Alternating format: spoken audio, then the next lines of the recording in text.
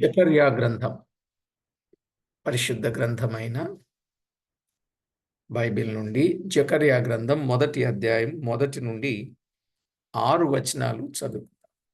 1 నుండి 6 వచనాలు. దర్యావేషు ఏలుబడి యందు 2వ సంవత్సరం 8వ నెలలో యెహోవా వాక్కు ప్రవక్తయు ఇద్దోకు పుట్టిన బెరక్యా కుమారుడునైన జకర్యాకు ప్రత్యక్షమై సెలవిచ్చినదేమనగా, యెహోవా మీ పితరుల మీద బహుగా కోపించెను. కాబట్టి నీవు వారితో ఇట్లనుము, సైన్యములకు అధిపతియగు యెహోవా సెలవిచ్చినదేమనగా, మీరు నా తట్టు తిరిగిన ఎడల నేను మీ తట్టు తిరుగుదునని సైన్యములకు అధిపతియగు యెహోవా సెలవిచ్చుచున్నాడు. ఇదే సైన్యములకు అధిపతియగు యెహోవా వాక్కు. మీరు మీ పితరుల వంటి వారై ఉండవద్దు. పూర్వీకులైన ప్రవక్తలు సైన్యములకు అధిపతియగు యెహోవా సెలవిచ్చినదేమనగా, మీ దుర్మార్గతను మీ దుష్క్రియలను మాని తిరుగుడని వారికి ప్రకటించినను వారు వినకపోయిరి, నా మాట ఆలకించకపోయిరి. ఇదే యెహోవా వాక్కు. మీ పితరులేమైరి? ప్రవక్తలు నిత్యము బ్రతుకుదురా? అయినను నా సేవకులైన ప్రవక్తలకు నేను సెలవిచ్చిన మాటలను కట్టడలను మీ పితరుల విషయములో నెరవేరలేదా? నెరవేరగా వారు తిరిగి మన ప్రవర్తనను బట్టియు క్రియలను బట్టియు యెహోవా మనకు చేయదలిచిన ప్రకారముగా ఆయన అంతయు మనకు చేసి ఉన్నాడని చెప్పుకొనిరి. చదవబడిన ఈ లేఖనం కొరకు ప్రార్థన చేసుకుందాం.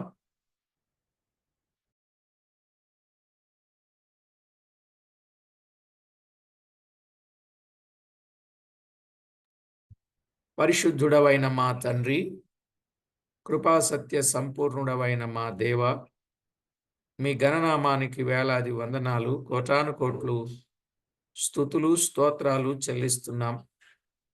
దేవా, ఎంతో గొప్ప దేవుడవు, మహిమగల దేవుడవు, ప్రభావము గల దేవుడవు, సాటిలేని దేవుడవు, సర్వశక్తి సంపన్నుడవు. మా ప్రభువా, మమ్మను మీరెంతో ఎక్కువగా ప్రేమించి మీ కృపతో జ్ఞాపకం చేసుకొని అనుదినము ఆదుకొనుచున్న మా దేవుడవైనందుకు స్తోత్రం. మీ వాక్యపు వెలుగులో మా బ్రతుకులు మీకు మహిమకరంగా ఉండడానికి మమ్మను మీరెన్నుకొని ఏర్పాటు చేసుకున్నందుకు స్తోత్రం. జకర్యా గ్రంథములో ఎన్నో సంగతులు మీరు మాకు నేర్పించుచూ ఉన్నందుల కొరకై స్తోత్రములు చెల్లిస్తూ, మా ప్రభువా, మీకెంత సమీపంగా ఉండాలో అంత సమీపంగా బ్రతుకుటకు మాకు నేర్పించమని వేడుకుంటూ, మా ప్రభువు మా రక్షకుడైన యేసుక్రీస్తు అమూల్యమైన నామమున స్తోత్రము చెల్లించి స్తుతించి ప్రార్థించి వినయులమై వేడుచూ ఉన్నాం మా పరమ తండ్రి. ఆమేన్. ప్రభునందు ప్రియులారా, మనము చదువుకున్న ఈ దైవ లేఖనం తేటగా విందాం. ఈ మొదటి అధ్యాయములో ముఖ్యముగా మెస్సియా విజ్ఞాపన ఫలితములు కనబడతా ఉన్నాయి. ఈ గ్రంథములో ప్రియులారా, మీరు తేటగా గమనిస్తే మెస్సియా విజ్ఞాపన ఫలితాలు కనబడతా ఉన్నాయి. నిజమే, ఇందులో దాదాపు 21 వచనాలు వ్రాయబడి ఉన్నాయి. 21 వచనాలు. మొదటి అధ్యాయం మొదటి వచనం పీఠిక అంటారు. మొదటి అధ్యాయం మొదటి వచనం పీఠిక. ఇక 2 నుండి 6 వచనాలు మనము చదువుకున్నాం. 2 నుండి 6 వచనాలు దేవుని వైపు తిరుగుడని ప్రేమగల ఆహ్వానం. దేవుని వైపు తిరుగుడని ప్రేమగల ఆహ్వానం మనము చూస్తాం. ఇక 7 నుండి 17 వచనాలలో గొంజి చెట్లలోనున్న యెహోవా దూత, గొంజి చెట్లలోనున్న యెహోవా దూత. ఇక 18 నుండి 21 వచనం, 4 కొమ్ములు 4 కంసాలులు. 4 కొమ్ములు 4 కంసాలులు. మొదటి అధ్యాయం మొదటి వచనం పీఠిక, లేక మొదటి వచనం పీఠిక, 2 నుండి 6 వచనాలు దేవుని వైపు తిరుగుడని ప్రేమగల ఆహ్వానం, 7 నుండి 17 వచనాలలో గొంజి చెట్లలోనున్న యెహోవా దూత, 18 నుండి 21 వచనం 4 కొమ్ములు 4 కంసాలులు. ఇందులో ఉపోద్ఘాతం ఏమంటే, ఈ అధ్యాయములో దేవుడు జకర్యా ద్వారా తన ప్రజలను తిరిగి ఆహ్వానించుటయు, దేవుడు జకర్యా ద్వారా తన ప్రజలను తిరిగి ఆహ్వానించుటయు, గొంజి చెట్లలో ఉన్న గుర్రములను గూర్చిన దర్శనము, అలాగే యెహోవా దూత విజ్ఞాపన ఫలముగా యెరూషలేము క్షేమము గూర్చి దేవుడు సెలవిచ్చుటయు, గొంజి చెట్లలో ఉన్న గుర్రములను గూర్చిన దర్శనము, అలాగుననే యెహోవా దూత విజ్ఞాపన ఫలముగా యెరూషలేము క్షేమమును గూర్చి దేవుడు సెలవిచ్చుటయు, ఇశ్రాయేలీలు చెదరగొట్టిన 4 కొమ్ములను పడగొట్టుటకు వచ్చిన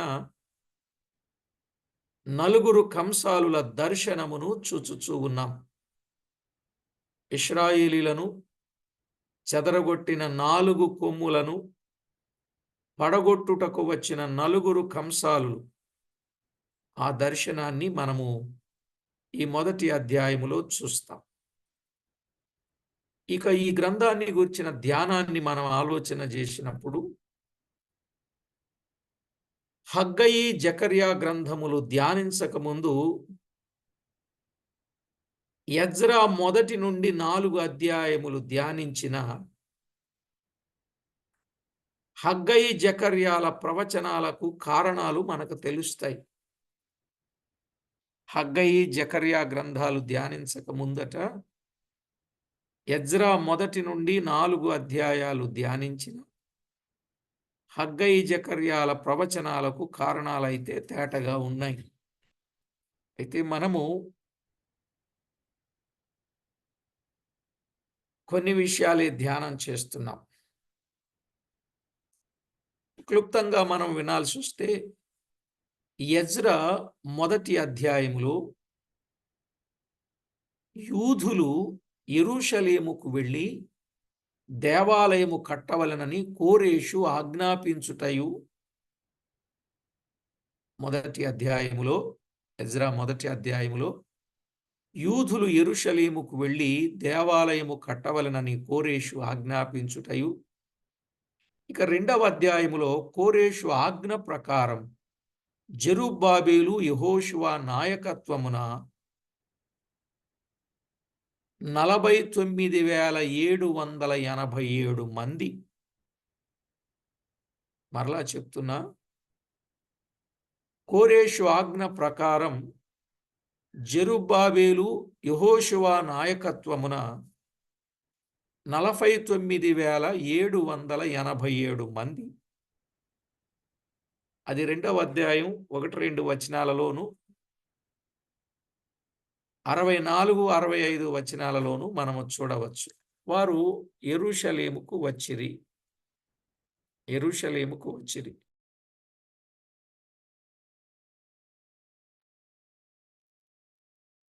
యెరూషలేముకు వచ్చిరి. ఇక 3వ అధ్యాయములో యెహోవా మందిరపు పునాది వేసినట్లు చూస్తాం. ఇదంతా ఎజ్రా గ్రంథం. మందిరపు పునాది వేసినట్లు చూస్తాం. మళ్ళా చెప్పనండి, అర్థమైందా? రాసుకోగలిగారా?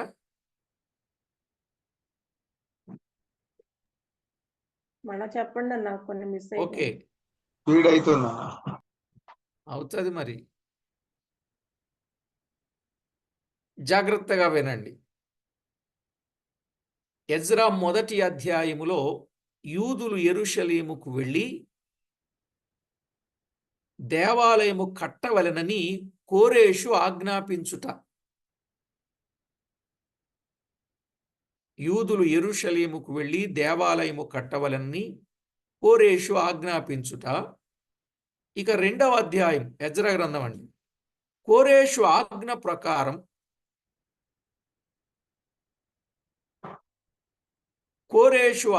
ప్రకారం జెరుబ్బాబేలు యెహోషువ నాయకత్వమున 49,787 మంది.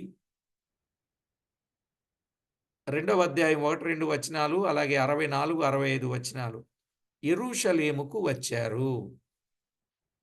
ఓకేనండి, యెరూషలేముకు వచ్చారు.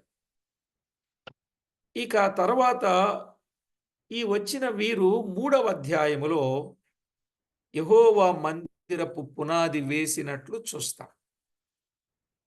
3వ అధ్యాయములో యెహోవా మందిరపు పునాది వేసినట్లు చూస్తాం. ఈ 3 అధ్యాయాలలో కొన్ని పద్ధతులు మనము చూడగలుగుతాం. ఈ 3 అధ్యాయాలలో కొన్ని పద్ధతులు మనం చూడగలుగుతాం. వారు మొదటిగా చెర నుండి విడుదల పొందిరి. ప్రభుకు స్తోత్రం. చెర నుండి విడుదల పొందిరి. రెండవదిగా వారు ఏక మనసు గలవారై యెరూషలేములో కూడిరి. చూశారా?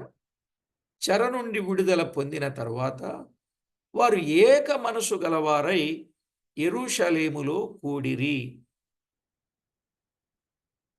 అంటే ఇందులో ఏం నేర్చుకుంటాం? 3వ అధ్యాయం 1 వచనం ప్రకారంగా పాపపు చెర నుండి విడుదల పొందిన ప్రభు పిల్లలలో మొదట ఏక మనసు ఉండాలి. అది నేర్చుకుంటాం. ఏక మనసు ఉండాలి. ఇలా ఐక్యత కలిగించేవాడెవరు? పరిశుద్ధాత్ముడే. ఐక్యత కలిగించేవాడు పరిశుద్ధాత్ముడే. 4వ అధ్యాయం ఎఫెసీ పత్రిక 1వ వచనంలో చూస్తాం. ఇది ప్రభు పిల్లలకు చాలా ప్రాముఖ్యమైనదిగా చూడొచ్చు. మూడవదిగా ఇశ్రాయేలీలు మోషే ధర్మశాస్త్ర ప్రకారముగా బలులు స్వేచ్ఛార్పణలు అర్పించిరి. ధర్మశాస్త్ర ప్రకారముగా బలులు స్వేచ్ఛార్పణలు అర్పించిరి. ఇది ఆరాధనను సూచిస్తూ ఉంది. ఆరాధనను సూచిస్తూ ఉంది. అంటే ఒక వ్యక్తి చెర నుండి విడుదల పొందిన తర్వాత విడుదల పొందిన వారందరూ ఏక మనసు కలిగిన వారై, అంటే ఐక్యత కలిగిన వారై, వారు దేవుణ్ణి ఆరాధన చేయాలి అనే సత్యాన్ని సూచిస్తూ ఉంది. మీకు అర్థమైంది కదండి? ఇట్టి సత్యాన్ని సూచిస్తూ ఉంది. ఎజ్రా 3వ అధ్యాయం 2 నుండి 7 వరకు. ఎజ్రా 3వ అధ్యాయం 2 నుండి 7 వచనాలు. ఇక 4వదిగా 20 సంవత్సరములు మొదలుకొని పై వయసు గల వారిని మందిరపు పనికి నిర్ణయించిరి. చూశారా? ఇక 4వది 20 సంవత్సరములు మొదలుకొని పై వయసు గల వారిని మందిరపు పనికి నిర్ణయించిరి. ఎజ్రా 3వ అధ్యాయం 8వ వచనం. అవును, దేవుని పని చెయ్యాలంటే ఆత్మీయముగా వయసు ఉండాలి. ఆత్మీయంగా వయసు అంటే ఇది ఎదిగిన అనుభవం. ఒక వ్యక్తి పాపము నుండి విడిపింపబడాలి. విడిపింపబడినటువంటి వ్యక్తి ప్రతి ఒక్కరితో ఐక్యత కలిగి ఉండాలి. ఐక్యత కలిగిన వ్యక్తి దేవుణ్ణి ఆరాధన చేసేవారుగా ఉండాలి. అంటే ఇతరులతో సమాధానం ఉండి ఆరాధన కదా, లేకపోతే అది దేవునికి ఇష్టం కాదు కదా, మత్తయి సువార్త 5వ అధ్యాయంలో చెప్పినట్లు. కనుక అలాగుండి ఆరాధన చేసేవారు ఇప్పుడు నాలుగవదిగా దేవుని మందిరపు పనికి నిర్ణయింపబడ్డారు. అప్పుడు దేవుని సేవ చేయాలి.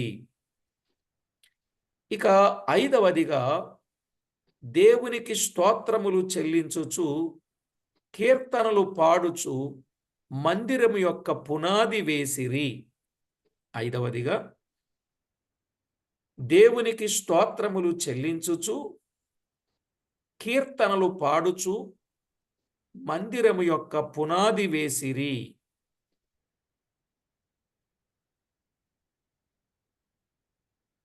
ఇక నుంచి క్రమము, ఇది క్రమం. ఇక ఎజ్రా గ్రంథం 3వ అధ్యాయము 9 నుండి 13 వచనాలలో, ఎజ్రా గ్రంథం 3వ అధ్యాయం 9 నుండి 13 వచనాలలో, అయితే 4వ అధ్యాయములో చూస్తే యూదులకు విరోధులైన వారు వచ్చి మేము కూడా వచ్చి కలిసి కట్టెదమని పెద్దలతో చెప్పారు. ఎవరండి వీరు? యూదులకు విరోధులైన వారు మేము కూడా వచ్చి కలిసి కట్టెదం అని చెప్పారు. 4వ అధ్యాయం 1-2 వచనాల్లో చూస్తాం. ఇదంతా ఎజ్రా గ్రంథం యొక్క వివరం. జకర్యాలో ఎజ్రా గ్రంథమును గురించిన వివరం ఎందుకు చెప్పుకుంటున్నామంటే, జకర్యా గ్రంథం మనకు అర్థం కావాలంటే ఎజ్రా, హగ్గై గ్రంథాలను కొంచెం వివరంగా తెలుసుకోవాలనేది మనం ముందే చెప్పాను మీకు. ఇప్పుడు వీరెవరు? సమరయులు. ఇప్పుడు కలిసి కట్టేదమని వచ్చి చెప్పిన వారెవరు? యూదులకు విరోధమైనటువంటి వారు. వీరు సమరయులు. వీరి చరిత్ర రాజుల 2వ గ్రంథం 17వ అధ్యాయంలో మనం చూస్తాం. ఈ సమరయుల చరిత్ర ఎక్కడ మనకు కనబడుద్ది? రాజుల 2వ గ్రంథం 17వ అధ్యాయంలో మనం చూస్తాం. ప్రియులారా, అష్షూరు రాజు 10 గోత్రముల వారిని చెరపట్టుకుని వెళ్ళి ఆయా అన్య రాజ్యముల వారిని షోమ్రోను పట్టణములతో ఇశ్రాయేలు వారికి మారుగా ఉంచినట్లు చూస్తాం. 24వ వచనంలో ఏం జరిగింది? దేవుడు వారి మధ్యకు సింహములను పంపగా దేవుని మర్యాదను నేర్పుటకు అష్షూరు రాజు ఒక యాజకుని పంపినట్లుగా 25 నుండి 41 వచనంలో చూస్తాం. ఆ యాజకుడు వచ్చి దేవుని మర్యాదను వారికి బోధించెను. దేవుని మర్యాద అంటే దేవుని యందు భయభక్తులు కలిగి ఎలా ఉండాలో ఆ సంగతి. అలాగున దేవుని మర్యాదను వారికి నేర్పించాడు. వారు దేవుని యందు కొంత భయభక్తులు కలిగి తమ తమ దేవతలను కూడా పూజించిరి. షోమ్రోనును బట్టి సమరయులు అనే పేరు వచ్చినట్లుగా చూస్తాం. షోమ్రోనును బట్టి సమరయులు అనే పేరు వచ్చింది. రాజుల మొదటి గ్రంథం 16వ అధ్యాయం 24వ వచనం. ఒకవేళ ఏదైనా స్పీడ్ అయ్యి అర్థం కాకపోతే మీరు మరలా వీడియో వినండి, తర్వాత వెంటనే మీకు అందించబడుతుంది. కాబట్టి మీరు తప్పనిసరిగా వినండి. ఈ సమరయులు వీరు సంపూర్ణముగా దేవుని ఆరాధించు వారు కారు. వారు నామక మతస్థులకు సూచనగా ఉన్నారు. నామకార్థ మతస్థులకు వారు సూచనగా ఉన్నారు. పేరుకు క్రైస్తవులై ఉండి బ్రతుకులో క్రీస్తు లేని వారికి సూచన ఈ సమరయులు. పేరుకు క్రైస్తవులే, కానీ క్రీస్తు లేడు వారికి. అయితే ఎజ్రా గ్రంథం 4వ అధ్యాయం 3వ వచనంలో యూదులైన పెద్దలు సమరయులతో కలిసి మందిరము కట్టుటకు సమ్మతించలేదు. అర్థమైందండి? యూదులైన పెద్దలు సమరయులతో కలిసి మందిరము కట్టుటకు సమ్మతించలేదు. అంటే దీనిని బట్టి వారే కట్టడానికి వచ్చినా ఇప్పుడు వీరు మందిరం కట్టడానికి సమ్మతించారా? లేదు. అసలు అలాంటోళ్ళు ఎవరైనా మన దగ్గరకొస్తే, అబ్బా! రండి అని ఆహ్వానిస్తాం. ఈరోజు మందిరాలు కట్టడానికి పుస్తకాలు వేసి డొనేషన్స్ కలెక్ట్ చేస్తున్నారు. ఎవరి దగ్గర? నమ్మినోళ్ళ దగ్గర, నమ్మనోళ్ళ దగ్గర, రాజకీయ నాయకుల దగ్గర. అసలు డొనేషన్స్ అనే ప్రసక్తి ఉండకూడదు. ఎప్పుడు ఎవరు ఏ పని చేసినా ఎవరిని బెగ్ చేయకూడదండి. ఏ పని చేసినా. లేదంటే కామ్‌గా ఉండండి. మిమ్మల్ని ఎవరు కాదనలే. మందిరాలు కట్టడానికి వెళ్ళి పుస్తకాలు వేసుకొని పోగు చేయమని ఎవరు చెప్పారండి మీకు? మనం వారిని అడిగే ముందు వారికెన్ని ఇబ్బందులుంటాయో, వారికెన్ని పరిస్థితులుంటాయో, మనం అడిగినప్పుడు ఇవ్వలేని పరిస్థితులొస్తాయి. విడ్డూరం ఏంటంటే అన్యుల దగ్గరకు కూడా వెళుతున్నారు. ఆ ఊర్లో మందిరం కడితే ఆ ఊర్లో ఉన్న వాళ్ళందరి దగ్గరికెళ్తున్నారు. మరి వీళ్ళు వెళ్లి మందిరం కట్టడానికి అడిగినప్పుడు వాళ్ళేదో తులమో ఫలమో ఇచ్చారు. ఇచ్చిన తర్వాత మరి వాళ్ళేదన్నా టెంపుల్ ఏదన్నా కట్టుకోవడానికి ఆలోచన చేశారనుకోండి నమ్మనోళ్ళు. ఇప్పుడు వాళ్ళు కూడా తిరిగి వస్తారు. మీ ఇంటికొస్తారు. ఇప్పుడు మీరు ఆ టెంపుల్ కట్టడానికి డబ్బులిస్తారా? ఇస్తారా? లేదా? ఎందుకివ్వరు? మరి ఒకప్పుడు ఆళ్ళ దగ్గర తెచ్చుకున్నప్పుడు ఇప్పుడు వాళ్ళకివ్వరా?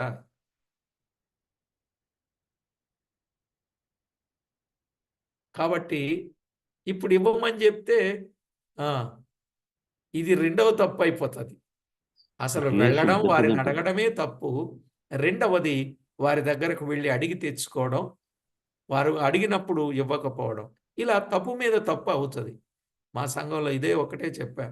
మనం ఎవ్వరి దగ్గరకు వెళ్ళొద్దు. దేవుడు మనకిచ్చిందే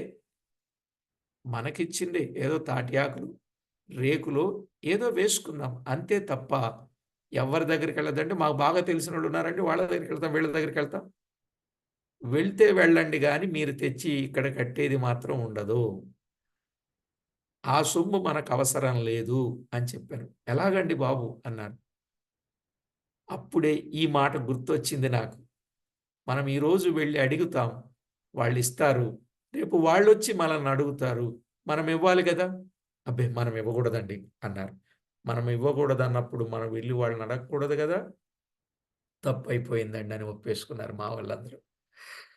కాబట్టి ప్రభు పిల్లలమైనటువంటి మనం మందిరం కట్టడానికి ఇలాంటి సమరయులైనటువంటి వారు వస్తే వారు కట్టడానికి వారు ఇష్టపడలే. వారెవరికి సూచనగా ఉన్నారో మనం చూస్తాం. నిజమైన దేవుని పిల్లలు నామక మతస్థులతో కలిసి దేవుని పని చేయరాదండి. దేవుని పని నామకస్తులతో కలిసి పని చేయకూడదు. అది దైవ చిత్తము కూడా కాదు. అయితే ఈ సమరయులు యూదా వంశస్థులను బాధించడం ప్రారంభించారు. ఇదంతా నేను ఉపోద్ఘాతం అని ఎందుకన్నానంటే, ఈ విషయాలు కొంత మనకు తెలియాలి. అప్పుడు నలుగురు మంత్రులకు లంచము ఇచ్చిరి అని 5వ వచనంలో చూస్తాం. నలుగురు మంత్రులకు వారు లంచం ఇచ్చారు. ఉత్తరము వ్రాసి కట్టుచున్న వారి మీద తప్పు మోపిరి.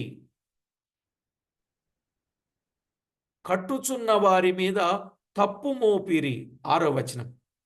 వీరు కట్టుకున్నది లేక కట్టుచున్నది మందిరం అయితే పట్టణము కట్టుచున్నారని వ్రాసారండి ఆళ్ళు. వీళ్ళు కట్టేదేంటి? మందిరం.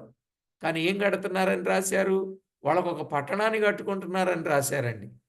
అంటే అధికారులైనటువంటి వారికి కోపం రావాలి. వీరి మీద చర్యలు తీవ్రంగా తీసుకోవాలి. శిక్ష వీరికి వేయాలి అని వీరు అబద్ధం చెప్తా ఉన్నారు. లంచాలిచ్చి మరి. అది 12, 13, 14 వచనాలలో చూస్తాం. 12, 13, 14 వచనాలు. అంతేకాకుండా పారసీక దేశపు నాయకులు ఆ ఉత్తరాన్ని చదివి ఆ పట్టణము కట్టక మానవలనని ఆజ్ఞాపించినట్లుగా చూస్తాం. ఆ ఉత్తరాన్ని చదివి మీరు పట్టణం కట్టొద్దని చెప్పేసి వాళ్ళు ఆజ్ఞాపించారు. 18వ వచనం 24వ వచనంలో చూస్తాం. అందువలన బీసీ 535లో ప్రారంభించిన మందిరపు పని ఎప్పుడండి? బీసీ 535లో ప్రారంభించిన మందిరపు పని దర్యావేషు ఏలుబడి 2వ సంవత్సరము వరకు, అనగా దర్యావేషు ఏలుబడి 2వ సంవత్సరము వరకు అనగా బీసీ 520 వరకు 15 సంవత్సరాలు దేవుని మందిరపు పని నిలిచిపోయిందండి. అర్థమైందా? 15 సంవత్సరాలు దేవుని మందిరపు పని నిలిచిపోయింది. ఒక చిన్న అబద్ధం ఎంత పెద్ద పని చేసిందో చూడండి. వారిని వీరితో కలిసి మందిరపు పని చేయొద్దన్నందుకు వీరు లంచములు ఇచ్చి ఉత్తరాలు వ్రాశారు. ఏమని? వీరు మందిరం కడుతుంటే వారు పట్టణం కడుతున్నారు మీకు విరోధంగా అన్నట్టుగా. అలాగూ మందిరపు పని నిలిచిపోయింది. ఈ సమరయులు మేము దేవుని ఆశ్రయించువారమని చెప్పిరి గాని నిజముగా దేవుని ఆశ్రయించువారైతే ఇలాగు లంచాలిచ్చి మోసకరమైన వ్రాతలు వ్రాస్తారా? వ్రాయరు.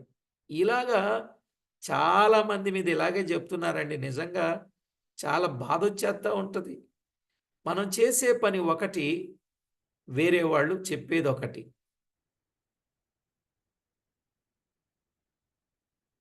ఏం చెప్పాలా? ఈవేళ రికార్డింగ్స్ కూడా తారుమారు చేస్తున్నారు. మిమిక్రీ వాయిస్ పెట్టేసి కట్ చేసేసి అతికించేస్తున్నారు. అవునా కాదా? టెక్నాలజీ పెరిగే కొద్దీ తెలివితేటలు ఎక్కువగా పెరిగిపోయి దేవుని పిల్లల్ని వారు మాట్లాడింది ఒకటి, ఇప్పుడు వచ్చేది ఒకటి. మనం చూస్తూనే ఉన్నాం. ఈ రాజకీయంలో ఎన్ని సంగతులు. ఓ నాయకుడు ఒకటి చెప్తా ఉంటే దానికి ఇంకొకటి చెప్పాడని లింక్ చేస్తూ ఉంటుంటారు. సరేలేండి, ఇలాగ దేవుని పిల్లలకు కూడా చేస్తున్నారు. గనుక వీరు యథార్థవంతులు కారు. కనుకనే నిజమైన దేవుని పిల్లలు వారితో కలిసికట్టుగా సమ్మతించలేదు. ఇది నేటి కాలపు దేవుని ప్రజలకు మంచి పాఠం. అయితే ఆ 15 సంవత్సరములు మన ఉపోద్ఘాతములో చూచినట్లు వారు దేవుని మందిరపు పని మాని సొంత కార్యములలో నిలిచిపోయి ఆత్మీయతలు చల్లారిపోయిరి. అర్థమైందండి? ఎప్పుడైతే దేవుని పని అనేది ముందుకు తీసుకెళ్లకుండా ఆగిపోయారో ఇప్పుడు సొంత కార్యాల్లో మునిగిపోయారు, ఆత్మీయతలో చల్లారారు. అట్టి వారిని ప్రోత్సహించి దేవుని మందిరము కట్టుటకై ప్రజలను ప్రేరేపించుటకు దేవుడు హగ్గయి జకర్యాలను పంపించి వర్తమానములను అందించాడు. ఇదండి. మీకు అర్థమైందండి? ఈ చరిత్ర అర్థమైందండి?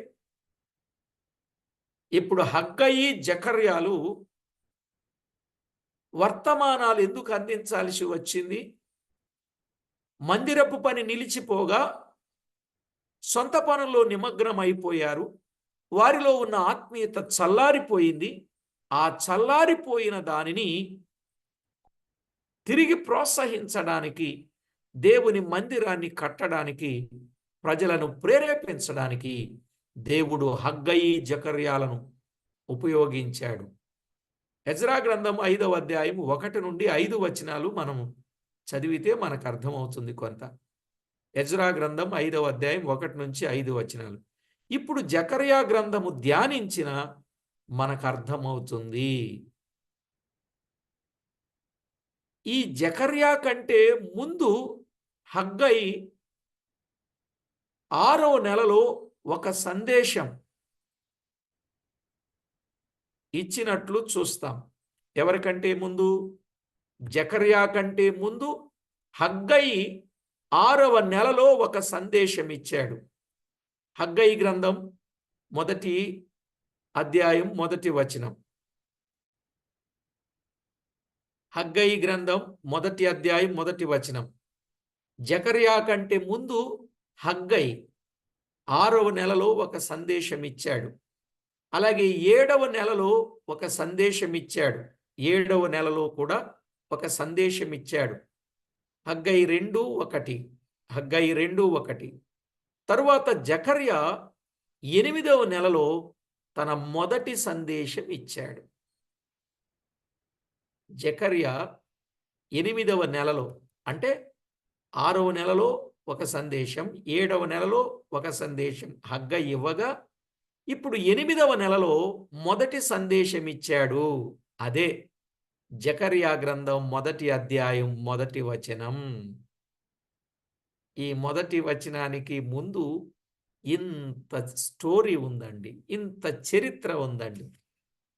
అర్థమైందంటారా?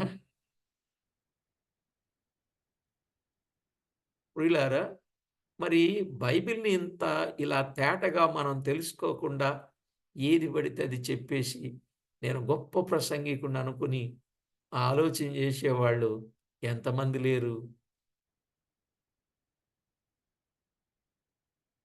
మీరు ఏంటి ఇంత ఉపోద్ఘాతం జకర్యా గ్రంథం అని చెప్పి ఇదంతా ఎందుకు చెప్తున్నాడు అని అనుకున్నారు కానీ, ఇప్పుడు ఆ ముగింపుకొచ్చేసరికి ఇప్పుడు బాగా అర్థమైంది.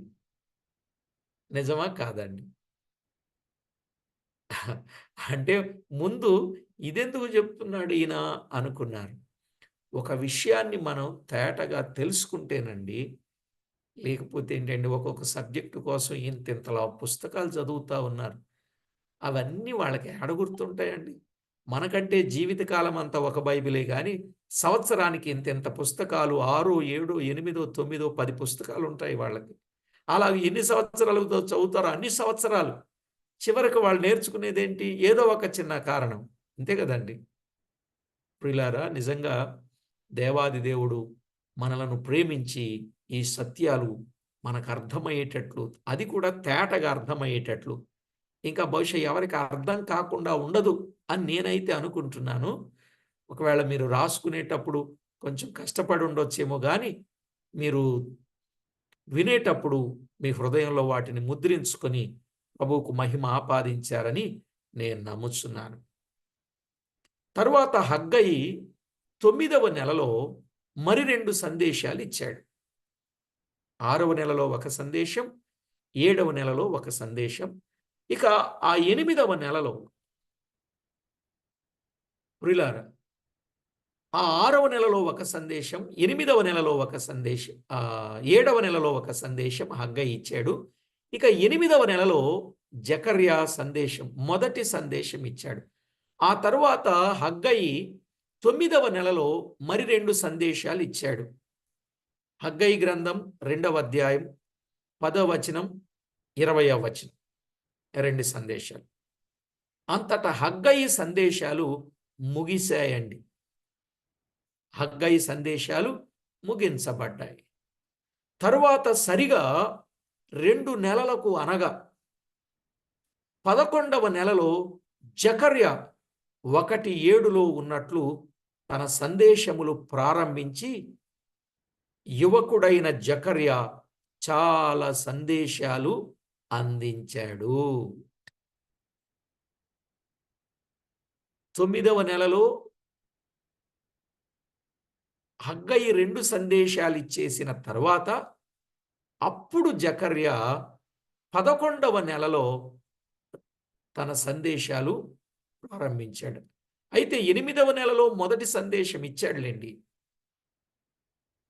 ఇప్పుడు మనము 1వ అధ్యాయం 1వ వచనం పీఠిక మనం ఆలోచన చేస్తే, 1 పేర్లు అర్థములలో ఉన్న సత్యం. పేర్లు అర్థములలో ఉన్న సత్యం. జకర్యా అనగా యెహోవా జ్ఞాపకము చేసుకొనును. జకర్యా అంటే ఏంటండి? యెహోవా జ్ఞాపకము చేసుకొనును.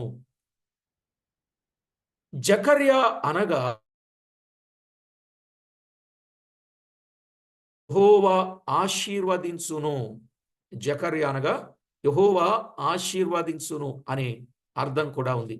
ఇక అక్కడే ఇద్దో అనగా ఏర్పాటు చేయబడిన సమయం. ఇద్దో అనగా ఏర్పాటు చేయబడిన సమయం. ఈ మూడు కలిసిన చోట లేక ఈ మూడు కలిసిన ఏర్పాటు చేయబడిన సమయం యెహోవా జ్ఞాపకము చేసుకొని ఆశీర్వదించెను. అంటే ఈ మూడు పదాలు కలిపితే యెహోవా ఏర్పాటు చేయబడిన సమయమున యెహోవా జ్ఞాపకము చేసుకొని ఆశీర్వదించెను అని తేలింది. ఈ మూడు పేర్లు జకర్యా గ్రంథమునకు ముక్తసరి వ్యాఖ్యానం అని అనవచ్చట. ఈ మూడు పేర్లు జకర్యా గ్రంథానికి ముక్తసరి వ్యాఖ్యానం అని అనవచ్చు. ఏర్పాటు చేయబడిన సమయం యేసుక్రీస్తు రెండవ రాకడ అనగా ఒలీవల కొండ మీదికి దిగివచ్చు సమయం. అప్పుడు ఆయన ఇశ్రాయేలీయులను జ్ఞాపకము చేసుకొని వారిని బహుగా ఆశీర్వదించును అనే భావం అక్కడ ఉందండి. అర్థమైందండి? ఏర్పాటు చేయబడిన సమయం యేసుక్రీస్తు రెండవ రాకడ అనగా ఒలీవల కొండ మీదికి దిగివచ్చు సమయం. అప్పుడు ఆయన ఇశ్రాయేలీయులను జ్ఞాపకము చేసుకొని వారిని బహుగా ఆశీర్వదించును అని 8వ అధ్యాయం 13వ వచనములోను 9వ అధ్యాయం 16, 17 వచనాలలోనూ ఉన్నది. ఇది మొదటి మాట. అర్థమైందండి? పీఠిక అంటే దాని వివరాన్ని మనము జాగ్రత్తగా అర్థం చేసుకోవాలి. ఆ మూడు పేర్లకు అర్థం ఇదిగోండి, ఇది సత్యం. ఇక రెండవది యెహోవా జకర్యాకు ప్రత్యక్షము కాగా జకర్యాకు దేవుడు సెలవిచ్చిన సందేశం ప్రజలకు అందించెను. యెహోవా జకర్యాకు ప్రత్యక్షము కాగా జకర్యాకు దేవుడు సెలవిచ్చిన సందేశం అది ఎవరికి అందించాడు? అది ప్రజలకు అందించాడు. బైబిల్లో ఉన్న నిజమైన భక్తులందరూ మొదట దేవుని యొద్ద నుండి వర్తమానము పొంది ప్రజలకు అందించిరి. అసలు ఇప్పుడు దేవుని దగ్గర నుండి వచ్చే వర్తమానం చెప్తున్నారా? లోకములో పుట్టించిన సంగతులు వర్తమానంగా చెప్తున్నారా?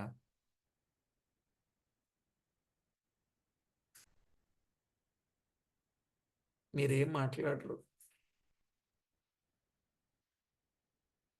దేవుని దగ్గర నుండి వచ్చిన వర్తమానం, దేవుడి ఇచ్చిన వర్తమానం చెప్పడం లేదండి. పుట్టించిన వర్తమానం, కల్పించిన వర్తమానం, ఎక్కడో ఏదో జరిగిన వర్తమానం, ఇవి అందిస్తున్నారు. అందువల్లే అన్నాడు యిర్మీయా కాలములోనట కొందరు దేవుడు చెప్పకపోయినను వారు పరుగెత్తి ప్రకటించిరి అన్నాడు. దేవుడు చెప్పకపోయినా వారు పరుగులెత్తి ప్రకటన చేశారంట. యిర్మీయా గ్రంథం 23వ అధ్యాయం 21 నుండి 32 వచనాలు. యిర్మీయా గ్రంథం 23వ అధ్యాయం 21 నుండి 32 వచనాలు. దేవుడు వారికి చెప్పకపోయినా సెలవియ్యకపోయినా వారేం చేశారండి? పరిగెత్తి ప్రకటన చేశారట. అది యెహెజ్కేలు గ్రంథం 22:28లో కూడా చూచాం మనం. యెహెజ్కేలు 22:28లో కూడా చూచాం. ఈ దినాల్లో కూడా ఇలాంటి బోధకులు లేకపోలేదు. దేవుడు సెలవీయకపోయినా చెప్పేయడానికి తయారైపోతున్నారు. అలాంటి బోధకులకు కఠినమైన తీర్పు ఉంది. దేవుడు సెలవీయకపోయినా చెప్పేటటువంటి వారు ఉన్నారే, వారికి కఠినమైన తీర్పు ఉంది. యాకోబు పత్రిక 3వ అధ్యాయం 1వ వచనములో వారికి కఠినమైన తీర్పు ఉంది. దేవుడు పిలవకపోయినా, దేవుడు పంపకపోయినా, దేవుడు వాడుకొనకపోయినా వీళ్ళ యుక్తి కుయుక్తుల చేత అక్కడేదో కార్యక్రమాలు చేసేస్తున్నామని అనుకుంటూ ఉన్నారు. రేపు వీరికి కఠినమైన తీర్పు ఉన్నది.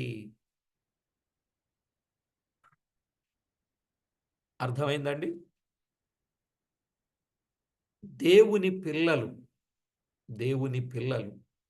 కొరింథీయులకు రాసిన మొదటి పత్రిక 2వ అధ్యాయం 13వ వచనం ప్రకారం దేవుని పిల్లలు, కొరింథీయులకు రాసిన మొదటి పత్రిక 2వ అధ్యాయం 13వ వచనం, అలాగే తిమోతికి రాసిన 2వ పత్రిక 2వ అధ్యాయం 15వ వచనమును అనుసరించి, తిమోతికి రాసిన 2వ పత్రిక 2వ అధ్యాయం 15వ వచనాన్ని అనుసరించి పరిశుద్ధాత్మ నడుపుదలతో సత్యవాక్యము సరిగా వివరించుట ప్రయోజనకరము. ప్రియులారా, మనుష్య జ్ఞానము నేర్పు మాటలతో గాక ఆత్మ సంబంధమైన సంగతులను ఆత్మ సంబంధమైన సంగతులతో సరిచూచుచు ఆత్మ నేర్పు మాటలతో వీటిని గూర్చియే మేము బోధించుచున్నాము. చూడండి, మనుష్య జ్ఞానము నేర్పు మాటలతో గాక ఆత్మ సంబంధమైన సంగతులను ఆత్మ సంబంధమైన సంగతులతో సరిచూచుచు ఆత్మ నేర్పు మాటలతో వీటిని గూర్చియే మేము బోధించుచున్నాము అన్నాడు. ఇది దేవుని పిల్లలు వారి లక్షణం. ఇక తిమోతికి వ్రాసిన 2వ పత్రిక 2వ అధ్యాయం 15వ వచనం, తిమోతికి వ్రాసిన 2వ పత్రిక 2వ అధ్యాయం 15వ వచనాన్ని చాలా తేటగా వివరంగా చెప్పాడు పౌలు తిమోతికి. ఏమన్నాడు చూడండి, రక్షింపబడిన వారి పట్ల నశించు వారి పట్లను మేము దేవునికి క్రీస్తు సువాసనయై ఉన్నాము అని కొరింథీ పత్రికలో చెప్పాడు. తిమోతికి రాసిన పత్రికలో చెప్పిన మాట, మా తిమోతికి రాసిన 2వ పత్రిక, ఇది కూడా దేవునికి సువాసనగా మేము బ్రతికాము. అలా సువాసనగా బ్రతికిన వారు మాట చెప్పకపోయినా ఆ సువాసన వారి ప్రవర్తన పరిమళమే వారి జీవితాలకు ఒక మాదిరినిచ్చేదిగా ఉంటుంది. తిమోతికి రాసిన ఈ 2వ పత్రికలో దేవుని ఎదుట యోగ్యునిగాను సిగ్గుపడనక్కరలేని పనివానిగాను సత్యవాక్యమును సరిగా ఉపదేశించువానిగాను నిన్ను నీవే దేవునికి కనపరచుకొనుటకు జాగ్రత్త పడుము. కనుక దేవుని పిల్లలు ఎప్పుడూ కూడా దేవుని వాక్యమును అనుసరించి పరిశుద్ధాత్మ నడుపుదలతో సత్యవాక్యమును సరిగా వివరించేవారుగా ఉంటారు. అలా సరిగా వివరించుట అది ఎంతో ప్రయోజనకరమైన విషయం. కాబట్టి ఈ సంగతిని ప్రతి ఒక్కరూ అర్థం చేసుకోండి. ప్రియులారా, జాగ్రత్తగా మరొకసారి చెప్తున్నా, మీరు బైబిల్ గ్రంథం చదివేటప్పుడు కానీ గ్రంథాన్ని ధ్యానము చేసేటప్పుడు కానీ ఆ గ్రంథాన్ని విరిచి ఇతరులకు వడ్డించేటప్పుడు కానీ, అంటే ఉపదేశించేటప్పుడు లేదా ప్రకటించేటప్పుడు లేదా బోధించేటప్పుడు లేదా తెలియజేసేటప్పుడు సరిగా ఉండాలి. సరి అయిన వ్యాఖ్యానం వాక్యము ద్వారా ప్రజలకు అందాలి. మన ఇష్టం వచ్చినట్లు వాక్యాన్ని వ్యాఖ్యానించడం సరి అయిన పద్ధతి కాదు. ఆ విధంగా మనము జాగ్రత్త పడవలెనని ప్రభు పక్షంగా ప్రేమతో మీకు చెప్పుచూ ఉన్నాను. ఇక 2 నుండి 6 వచనాలు చెప్పాలని ఉంది కానీ సమయం లేదు. తర్వాత మనం విందాం. ఇప్పటికీ ఉపోద్ఘాతంతో ఇక్కడున్న మొదటి అధ్యాయం 1వ వచనం పీఠికలో నుండి మనము నేర్చుకున్న ఈ గొప్ప సంగతిని అర్థం చేసుకోండి. ప్రియులారా, దేవుడు చెప్పకుండా మనం వెళ్ళి చెప్పొద్దండి. దేవుడు చెప్పమని చెబితేనే మనము చెప్పేటట్లుగా ఉండాలి. ఆ విధంగా మన జీవితాన్ని మనము జాగ్రత్త చేసుకోవడం అది మంచిది. ఆ విధంగా మనం సిద్ధపడదాం, సరిగా ఉపదేశిద్దాం, ప్రభువును మహిమపరచుదాం. మహిమగల మా ప్రియ ప్రభువా, మీకు స్తోత్రము చెల్లిస్తున్నాను. జకర్యా గ్రంథ ప్రారంభ వచనములోని ఎన్నో సంగతులు మాకు నేర్పారు. మిగిలిన సంగతులన్నీ మాకు తేటగాను, సూటిగాను, స్పష్టంగాను మాతో మాట్లాడి మమ్మల్ని ఇంకా సరిచేయండి. ప్రభువా, వాక్యం చదివేటప్పుడు పరిశీలనగాను, వాక్యాన్ని ధ్యానించేటప్పుడు ప్రభు మెదడు దొరికినట్లుగాను,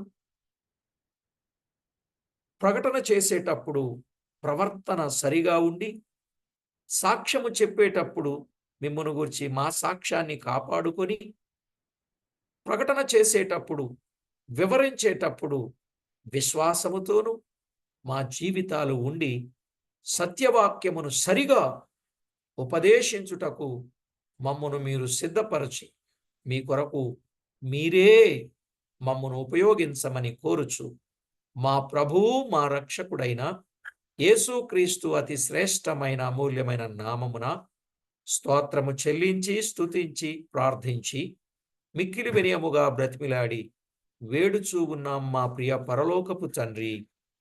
ఆమేన్. ఆమేన్. ప్రభున